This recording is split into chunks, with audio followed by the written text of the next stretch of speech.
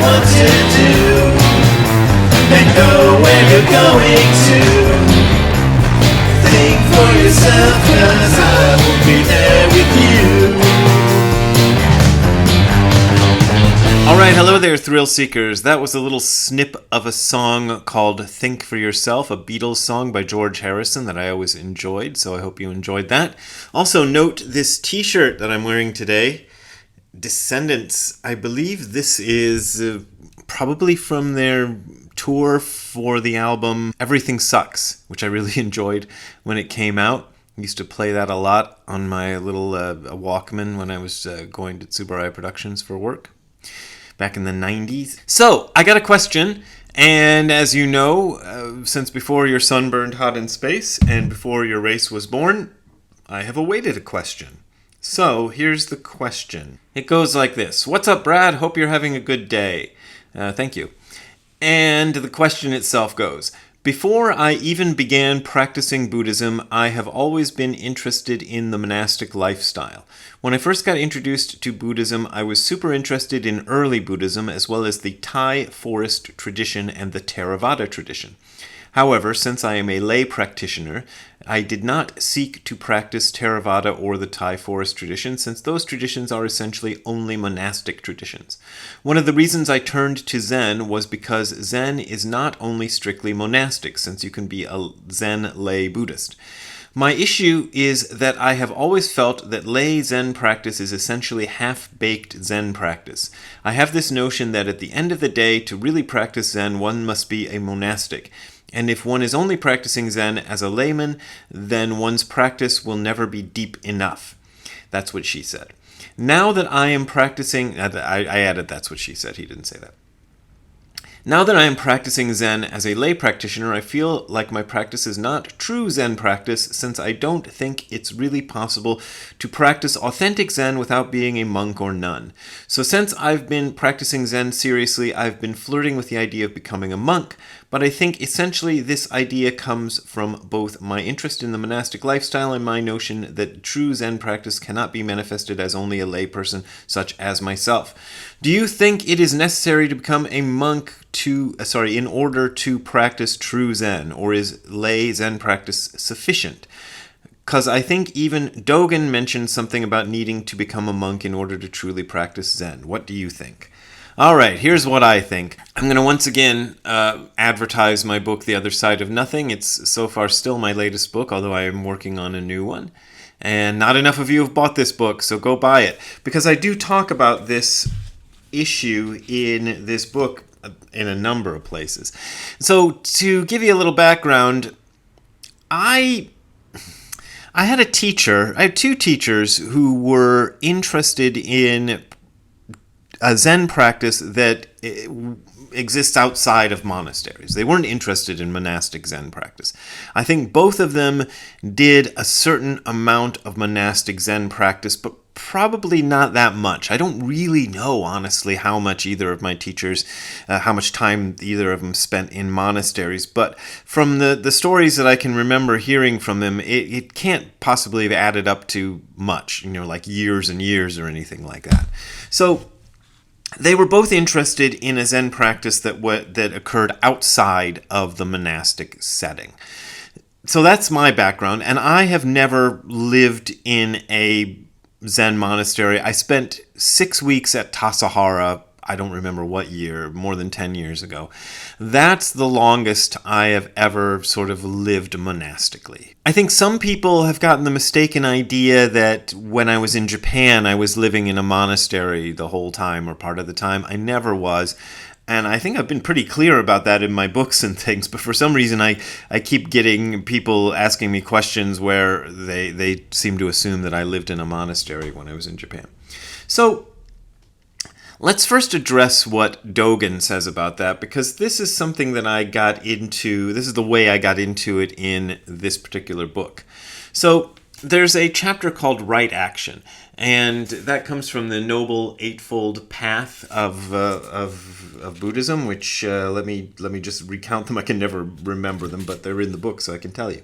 Which is right view, right thinking, right speech, right action, right livelihood, right effort, right mindfulness, right balanced state or right meditation, and that's it. So those are the things you're supposed to do to realize the truth, according to the Buddha. It comes from what was supposedly his first sermon after he became enlightened, so it's the most basic thing.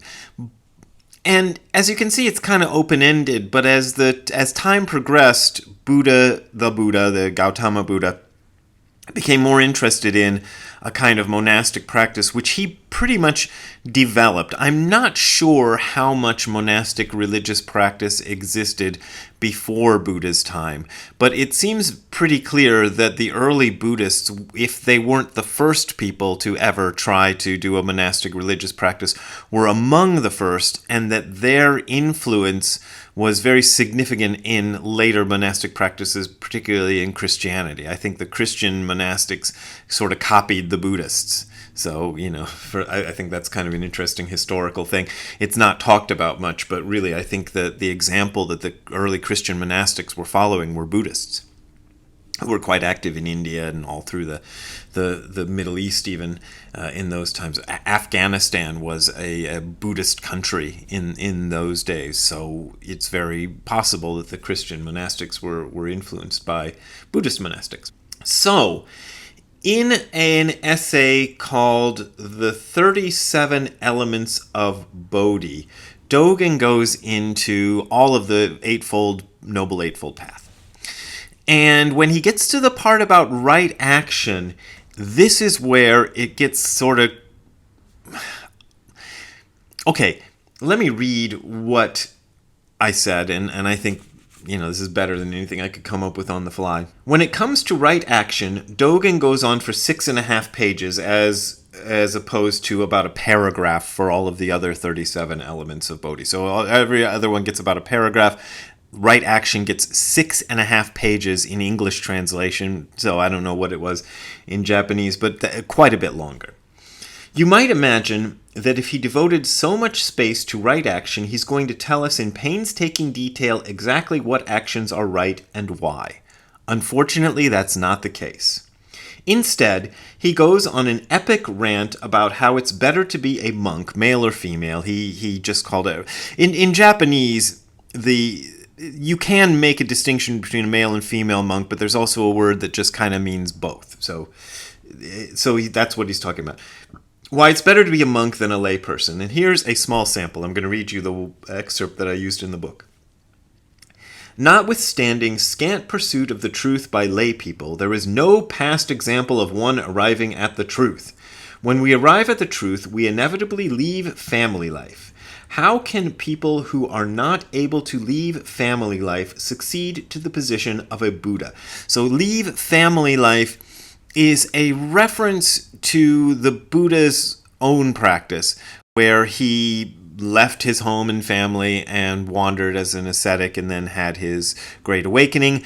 And then this became sort of... I don't know what the word is. It sort of became codified. That's not the word I'm looking for, but it sort of became something into being a monk. So being a monk was the way you sort of imitated the original Buddha's leaving of home and family.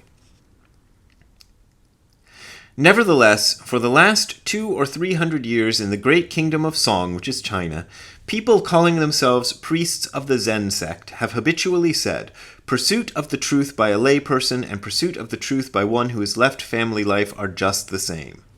That's the quote, and now Dogen responds, they are a tribe of people who have become dogs. Aw, Ziggy, they became dogs like you. Ziggy's over there. You can't see him. For the sole purpose of making the filth and urine of lay people into their food and drink. Yuck. Furthermore, he says, the monks who speak such words are Devadatas. Devadatta was he's sort of, it's like calling somebody a Judas. He's the guy who betrayed the Buddha. Of course, the Buddha didn't end up getting crucified, but the story goes that Devadatta tried to kill Buddha. And so calling somebody a Devadatta is a really strong insult for a Buddhist. Dogen goes on, in order that they might feed upon tears and spit, They produce childish and demented talk like this. They are deplorable. They are a basket of deplorables.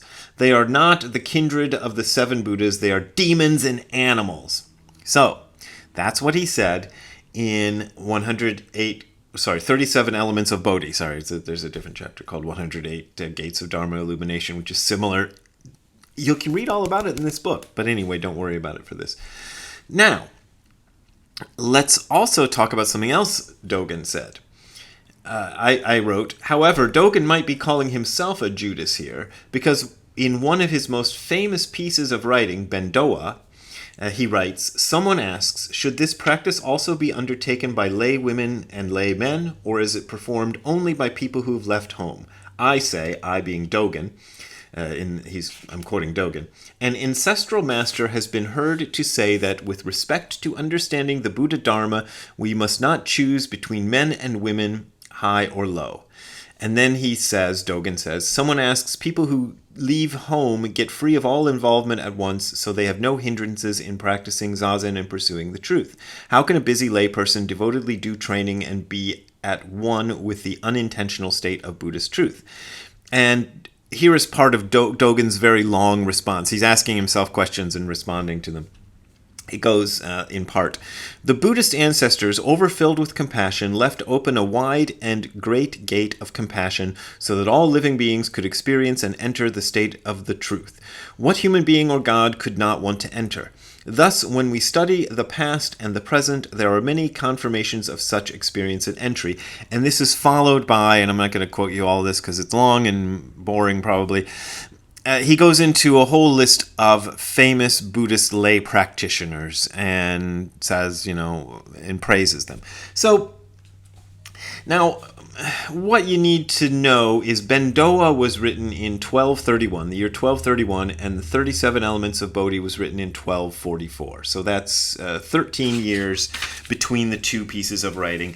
And there are a lot of scholars out there who have come to the conclusion that Dogen changed his mind. That he at first thought that lay men and women could practice Buddhism, and that later on he decided he was wrong and they couldn't. And I go into some detail in this book about what different people, especially Shohaku Okumura, have said about that theory. But I'll just give you my own version here, which is I don't think he changed his mind. I think he was talking to a different group of people. By 1244, he was ensconced in a monastery up in the mountains, and he was talking to monks who life was rough in those mountains in those days. You didn't have hot water, you didn't have electricity, you didn't have cars. It was a pretty rough existence, and especially the area of Japan where he lived, where Dogen lived, which is the first area of Japan where I lived, the snowfall is crazy over there in the winter. You just get tons and tons of snow. So that must have been a real burden for them to deal with during the winter. So life was hard. And Dogen didn't want his monks thinking that they'd be just as well off if they had not gone into the monastery and they just stayed home and did their practice at home. So he was giving them strong encouragement. But there is no evidence that Dogen sort of repudiated what he'd written in Bendoa. Publishing in those days, they call it sometimes in scholarly books, Dogen published this essay and blah, blah, blah, whatever. And when I publish something, I've been doing for the last few years anyway, through New World Library. And so it comes out and it's available in bookstores everywhere and so on and so forth, as I just told you. That isn't what publishing meant in Dogen's time. I mean, it just meant he wrote it out and said, here it goes, here it's ready for whoever wants to read it. And probably tens of people might have read it, 10 or 20 people might have actually read it. Even so, when Dogen was sort of compiling his writings later in life, after 1244, Bendoa was always included as one of the things that he was happy with and he left as it was. So if he would have changed his mind, the way some scholars say, he would have changed Bendoa, he would have written an essay saying I was wrong about Bendoa or something like that. But no, he didn't. So I think it depends on your approach. And let's look at, again, the questioner's question. He thinks that to really practice Zen, one must be a monastic, and that if one is only practicing Zen as a lay person, then one's practice will never be deep enough. You know, if you feel that you need a monastic practice, then, be my guest, go for it. There are places you can go, but it's really difficult. I mean, there are a few places that I know of in the US and the UK that are Zen monasteries, but they're quite a bit different from what you find in Asia. If you go to Japan, I know Antaiji will accept foreigners, and there's a few other temples or monasteries in Japan that will accept foreigners, usually with the caveat that they have to be able to speak at least passable Japanese. So you got that. I don't know what the situation is in Korea or Vietnam or some of these other countries, but I would imagine they're available. But think about that. You're going to run off to Vietnam and practice in a monastery? Probably most of my listeners, and I would probably assume the guy who wrote me this question, aren't going to do that. You could go to one of the places in the U.S. or Canada or England or some of these other places where they exist, but the places that exist in those countries they're trying to somehow fit into American society or British society or whatever society they're in. And so they can't really operate the way the ones in Asia do, because in Asia it's a mainstream religion. Over here it's a kooky, weird cult. That's what people think of it as.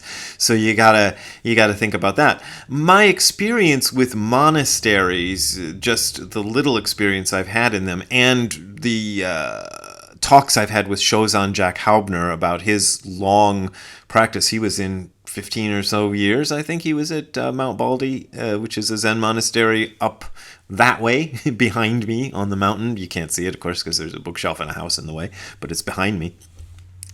So given what I've heard from him and given what I've seen there, you go into a monastery and it's a little society where people are supposed to be dedicated to Zen practice. So you're supposed to be able to find sort of fellowship and a kind of commitment to real practice there. But it isn't always the case. You get all kinds of people showing up at those monasteries, and some of them are really dedicated and care about the practice, and some are just in it for who knows what reasons, and maybe they're not real serious, and all kinds of weird things can happen. So the other thing about monastic practice in Buddhism traditionally is that it's not a lifetime thing. So monastic practice in Catholicism is supposed to be a lifetime commitment. You become a monk, you enter the monastery or nun, and enter the nunnery, and then you're there for life. And if you leave the monastery, you're not a monk. That's it. In Buddhism, it's handled differently. There are traditions where it's sort of like that, where you go in for life. But most of what I know in Buddhism, particularly Japanese Zen Buddhism, is that monasteries are training places. So you go there to have a certain amount of monastic training, after which you leave and you go off. And normally in Japan, the system is to go off and run a temple somewhere. But hey, there's an interesting resource I forgot before I started making this video. Hang on. If you want to read about what it's like to enter a Japanese Zen Buddhist monastery and do the training when you're not intending to become a parish priest, for want of a better word, at a Japanese Zen temple in rural Japan, here's a book by a guy. The guy is Japanese, but he went and did it. He was a guy who was what the Japanese call a salaryman, a guy who worked for a company in a desk job kind of thing.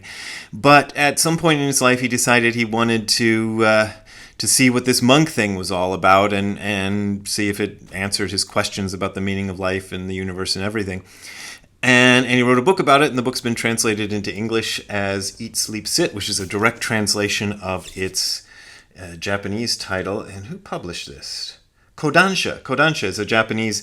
Kodansha, I used to deal with Kodansha a lot because Kodansha published a lot of books about Ultraman. so I'm very familiar with that publishing house. But I didn't realize until just now that they also publish books in English. So here you go. So you can read about that, and the training is pretty brutal. I'll let you read the book to find out for yourself, but it's tough. And do you want to do that? Different people say different things. For example, Shunryu Suzuki, I think it's Shunryu Suzuki. It's either Shunryu Suzuki or Koben Chino, and I can't remember which one of these guys said this. But it was one of the Japanese Zen people who came to the U.S. said something like, if you're really strange, you might have to go to a monastery. And this is a person who lived in a monastery for quite a bit of his life, and then both of them established sort of monastic places. Suzuki more than Koben, but anyway. So that was their opinion. The other thing is, I don't believe any religion that says that the universe demands that you follow this religion, because that makes no sense at all. You know, this was why I rejected Christianity, because I'd lived in Africa as a child, and I was aware that there were millions of people around the world who never even heard of Jesus Christ. And how could I then believe a religion that said, everybody who has not accepted Jesus gets sent to hell? Like, what kind of God is doing that? So if you're, to me, saying that you have to be a Zen Buddhist monk in order to realize the truth of the universe is kind of the equivalent of saying you have to accept Jesus Christ as your Lord and Savior to go to heaven. I mean, I don't believe in a God who would reserve heaven for only the followers of one particular religion on one particular planet in his entire cosmos, nor do I believe in a universe, or whatever this inmo that Dogen talks about, this something that Dogen talks about, which is his kind of way of indicating something like God. You can read my other book, There Is No God and He Is Always With You, for my opinion on that. But I don't believe in a universe that reserves its truth only for the people who practice a very specific sort of monastic thing. Now, there is the idea of whether you can establish a deep enough practice without going into a monastery is something that I talked about in a video. I've forgotten the name of it, but I'll put it on the screen when I'm editing. I'll go look it up and find out what the name of it is. So I talked about it in that video. And my friend Chozan Jack Haubner in his Zen Confidential YouTube channel also talked about it. He kind of did a response video to mine, and I'll go look up the title of that and I will put it on the screen because I don't remember the title right now. But you look at these two videos, and we both talked a lot about that. Him from the perspective of actually being in a monastery for a long time, and me from the perspective of having a teacher who didn't think going to a monastery was a good thing. I had actually talked to Nishijima Roshi about going off and studying at Eiheiji, because when I lived in Japan, that was something I could have done. And he very strongly discouraged me from doing it. He did this with all of his students, but I remember one guy who finally convinced Nishijima Roshi to do the stuff that needed to be done to get him into Eiheiji, which is the monastery established by Dogen, probably the most famous Zen monastery in Japan, probably, I don't know, maybe. One of them, anyway. He lasted about a week, maybe 2 weeks, and then came back. So, he couldn't deal with it. So there's that too. But my teacher really didn't think that Zen was something that should be confined to monasteries. Nor did he think that enlightenment was reserved only for people who do monastic practice. Nishijima Roshi's solution to the fact that Dogen said you have to leave home life to have enlightenment was to redefine leaving home life. So he considered, for example, he considered all of his students this way, but I'll just talk about my own situation. I worked for Tsuburaya Productions, makers of Ultraman, and had a secular job in Japan, and I was married at the time, I wasn't living in a monastery. He considered me to be a home leaver because I had taken the vows and was living my life as a sort of living an almost monastic life in the secular world, meaning I got up every day and I did my zazen, I went to retreats and I did zazen at night, and then I worked during the middle of the day, which really, if you're in a monastery, that's kind of what you end up doing. You know, I mean, there are intensive practice periods where you're just practicing all the time, every day and all night, whatever. What was that? I don't know, I just heard something fall down. Anyway, that's one thing, but if you're going to be there long term, anything more than a week, you're going to end up doing that where you wake up in the morning, you do your zazen, you do whatever sort of monastic stuff you might do, some ceremonies and services, and then in the middle of the day, the big middle part of the day, you're working. You're working at the monastery to keep the monastery running, but you're working. And then you go back and you do your zazen again at night. And that's kind of a typical monastic practice. So you could do that in your lay life with a normal job too. And that's what Nishijima Roshi encouraged his students to do. And that's what I've been doing and what I'm still doing. Okay, now, if you want to contribute to my non-monastic monastic life, you can go to the URL that you're seeing on the screen below, which is hardcorezen.info/donate. That is hardcorezen.info/donate. That is where you'll find my PayPal and Patreon accounts. Those are my main ways of making a living, and I appreciate your support. But as always, you don't got to support me if you don't want to support me. All right, we will see you next time. Have a good time all the time. Bye. Hey, Ziggy. Ziggy, what was that sound we heard? You heard that sound too, like something falling down. Did you figure out what it was? You didn't bark at it, so maybe it's nothing. All right, we'll see you later, Ziggy. Bye.